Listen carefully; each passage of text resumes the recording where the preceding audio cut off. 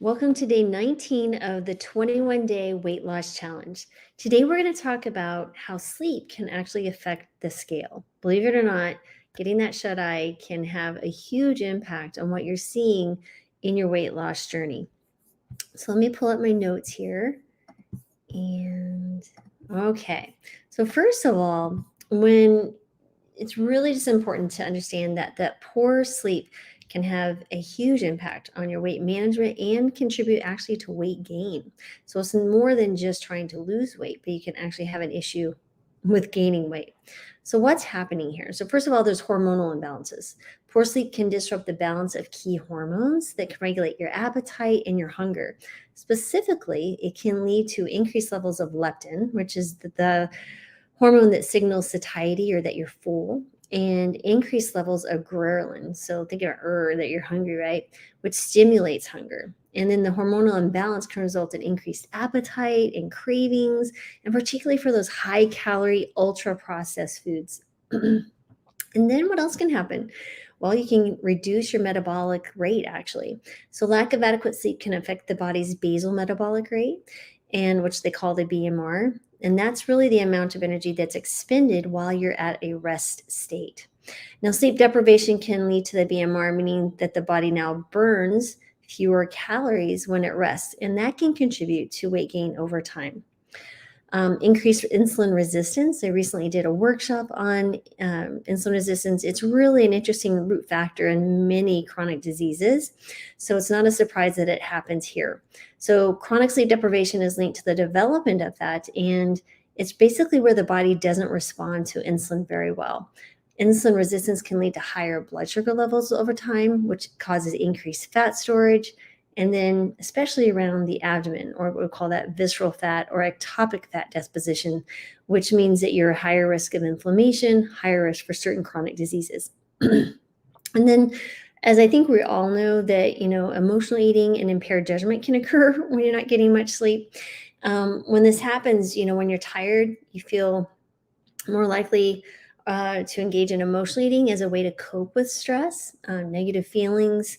Additionally, lack of sleep impairs the judgment and self control. They've actually seen in studies that people who are sleep deprived while they're trying to drive are actually the same equivalent as someone who has been drinking alcohol.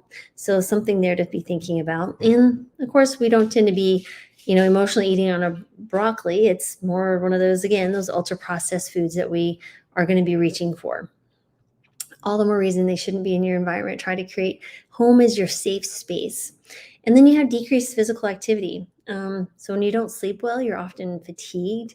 You don't have very good energy during the day, and it's going to be harder to go and do exercise or do just the basic movement that we need to remain healthy. So what can we do? Well, a few different things. Let me pull up my suggestions for the day. Really, it's about, let's talk about kind of overhauling your sleep environment. So first of all, let's look at your bedroom, wherever you're sleeping. You really want to think about light, noise, and comfort. So when you're implementing these changes based on your evaluations, you want to do a few different things. Maybe you need blackout curtains. Maybe you need a sleep mask. Maybe you need to turn off all the lights or remove certain things that are emanating light. Adjusting the room temperature, you want to try and keep it between 66 and 68 degrees Fahrenheit. And make sure you're comfortable. Like you have multiple layers of the bedding. You can strip off whatever is more comfortable for you. And sometimes maybe you can do one of those things that release the little aroma scents. Nothing that you want to do incense that can be irritating, but like lavender or things like that have been shown to be helpful, saffron. And then maybe you have a ritual, right? So don't want to necessarily go right to bed right after you turn off your screens. Maybe you have a wind down ritual, a hot bath. You could be reading, listening to music, meditation, and journaling. That's a great one. Reading, not in a screen, but just a regular type book. And that can actually help get you ready for the process of sleep. So if you do that 15 to 20 minutes before you're wanting to fall asleep, that is fantastic because on average, people, depends on the person, but anywhere from 10 to 20 minutes to actually fall asleep, that can be very helpful. You may want to take also some, herbal teas like chamomile or something, like anything that you feel will help you relax and getting ready for the state of sleep. And then writing. Remember, I'm a big fan of the reflection and thinking about what's working at night, not. So, a few prompts: pre and post change comparison. Compare your sleep quality to before your intervention and then after. So, think of yourself as a scientist and you're running some experiments on yourself. Comfort and relaxation. Did you do any changes to the bedroom bedding or the room temperature? Did that help your quality of sleep?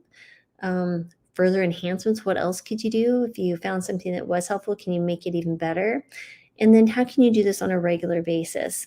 One other thing I'd want to highlight is if you're going through perimenopause or menopause, you do not have to have absence of a period for 12 months in order to qualify for some type of hormone replacement therapy.